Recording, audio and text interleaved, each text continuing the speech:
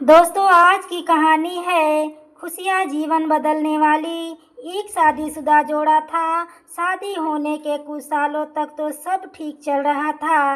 वे बहुत खुश थे, लेकिन जैसे जैसे समय बीतने लगा, इन पति पत्नी के जीवन से खुशियाँ कम होने लगी और उनकी जगह झगड़े, निराशा और दुख ने ले ली। पति पत्नी एक दूसरे से काफ़ी ज़्यादा प्रेम करते थे, इसलिए वे चाहते थे कि उनका जीवन फिर से पहले की तरह खुशियों से भर जाए।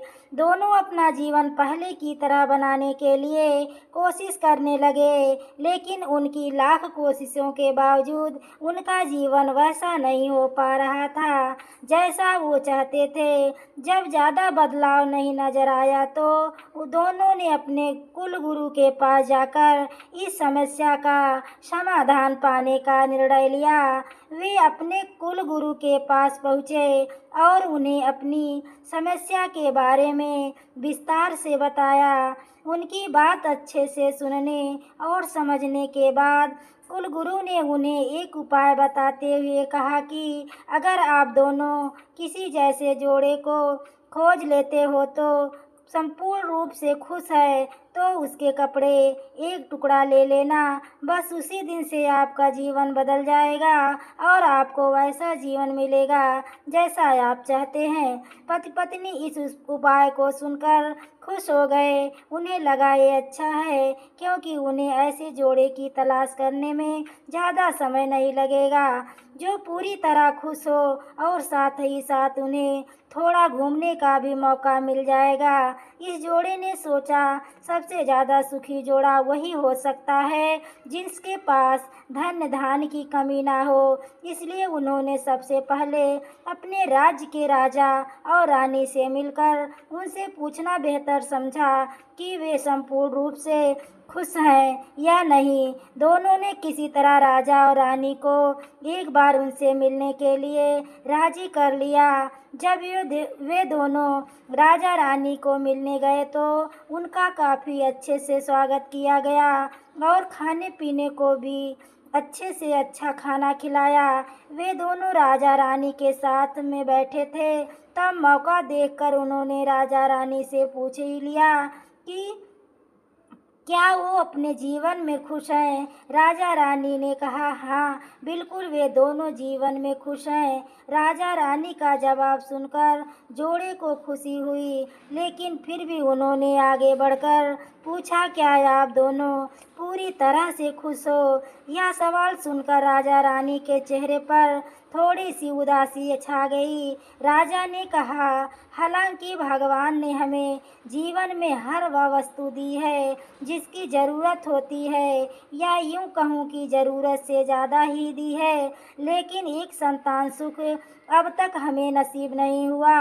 राजा का जवाब सुनकर जोड़े को पता चल गया कि वे संपूर्णतः सुखी नहीं हैं। उन्होंने अपना सफ़र आगे जारी रखा। उन्हें पता चला कि दूसरे राज्य में एक बहुत धनी सेठ है। इस सेठ के पास धन दौलत के साथ साथ बाल बच्चे भी थे, इसलिए उन्होंने उनसे जाकर पता करना चाहा क्या वह पूर्णतः सुखी है या नहीं। उनके घर पर एक दो दिन रहने के बाद यही सवाल उनसे पूछने पर सेठ और सेठानी का कहना था कि सब कुछ होते हुए भी वह पूर्ण रूप से सुखी नहीं है, क्योंकि उनके 4-5 बच्चों को संभालने में उनका पूरा वक्त चला जाता है और उन्हें अपने जीवन में बाकी सुख भोगने के लिए समय ही नहीं बचता। पति पत्नी का जोड़ा वहाँ से भी निराश होकर निकला। वो अपने जान पहचान और अनजाने कई लोगों से मिले, पर अंत में उन्हें यही पता चला कि सबके जीवन में कोई ना कोई ऐसी कुछ कमियां हैं जिनकी वजह से वो अपने आप को पूर्णतः सुखी नहीं समझते। अंत में पति पत्नी का एक किसान दंपत्ति से मिले, जो दोपहर में खेत काम करने के बाद खाना खाने के लिए बैठे थे। उनके चेहरे पर जो बेफिक्री और शांति उन्होंने देखी, वो पहले किसी के चेहरे पर नहीं देखी थी। जोड़े को लगा कि शायद अब उनकी तलाश खत्म हो जाएगी। किसान पति पत्नी के पास जाकर दोनों ने उनसे पूछा कि क्या वो अपने जीवन में खुश हैं, किसान और उसकी पत्नी ने कहा, बिल्कुल वो खुश हैं। जोड़े ने किसान से अपना अगला सवाल भी किया कि क्या वो जीवन में पूर्णतः खुश हैं। किसान ने मुस्कुराते हुए कहा, बिल्कुल दुखी होने के लिए उसके पास कोई कारण ही नहीं है। ऐसे ही हर तरह से सुखी दंपति की तलाश कर रहे जोड़े ने जब खुश होकर अपने सफ़र और कारण के बारे में बताते हुए किसान से उसके कपड़े का एक टुकड़ा मांगा, तब किसान चिंतित होकर बोला कि अगर उसके पास एक से ज़्यादा कपड़े होते तो ज़रूर उन्हें अपना कपड़ा फाड़ कर दे देता। इसका यह मतलब था कि किसान भी पूरी तरह से खुश नहीं था, क्योंकि उसको चिंता थी कि अगर उसका कपड़ा फट गया तो अगले दिन क्या पहनेगा।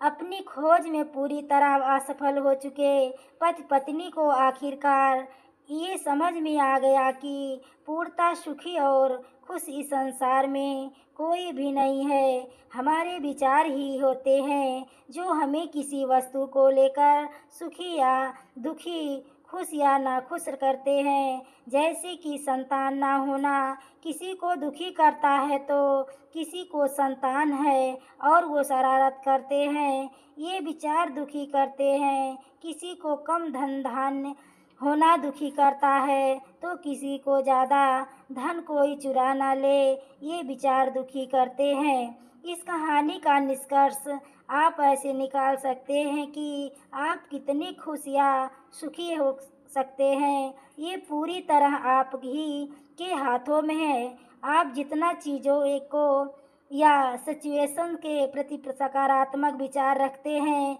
आप अपने आप को उतना ही सुखी और खुश होने में मदद करते हैं।